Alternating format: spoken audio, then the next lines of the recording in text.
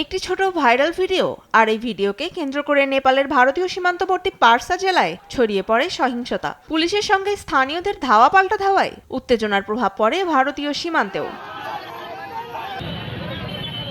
মঙ্গলবার নেপালের সীমান্তবর্তী পারসা জেলার বীরগঞ্জ শহরে সামাজিক যোগাযোগ মাধ্যমে ভাইরাল হওয়া একটি ভিডিওকে কেন্দ্র করে অশান্তি ছড়িয়ে পড়ে পুরো এলাকায়, যা পরবর্তীতে রূপ নেয় সহিংসতায়।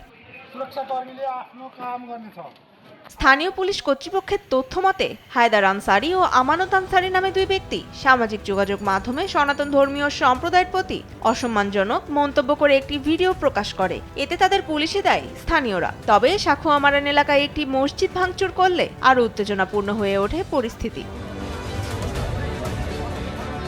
এ সময় পুলিশের ওপর পাথর ছুঁড়ে মারে এবং স্থানীয় থানা ভাঙচুর করে বিক্ষোভকারীরা। পরিস্থিতি নিয়ন্ত্রণে আনতে কাঁদানে গ্যাস ছোড়ে পুলিশ। এ সময় বিক্ষোভকারী ও পুলিশের মধ্যে ধাওয়া পাল্টা ধাওয়ার ঘটনাও ঘটে।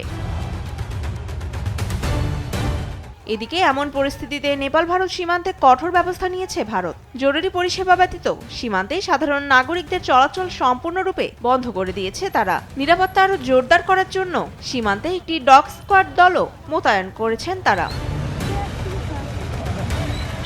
এদিকে পরিস্থিতির অবনতি হওয়ায় দেশে ফিরে আসতে শুরু করেছেন নেপালে নিযুক্ত ভারতীয় প্রবাসীরাও। তনিমা ইসলাম, নিউজ ডেস্ক, দেশ টিভি।